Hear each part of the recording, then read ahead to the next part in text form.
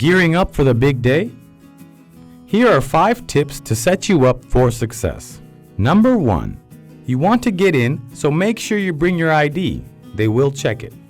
Number 2. Dress comfortably. You're not being tested on your wardrobe, so breathe easy, dress comfortably, and focus on each section. Number 3. Be early. Get to the test center early. Not like Black Friday doorbuster early, but about a half an hour before your exam time.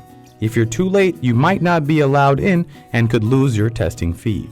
Number 4. Pack light.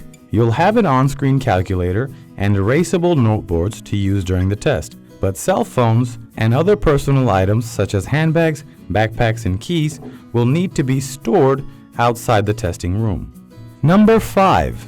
Eat before the exam. You don't want to pass out during the test, so make sure you keep your brain fueled. Remember to eat before and bring a snack if you're taking multiple subjects on the same day so you can get a bite in between in your break.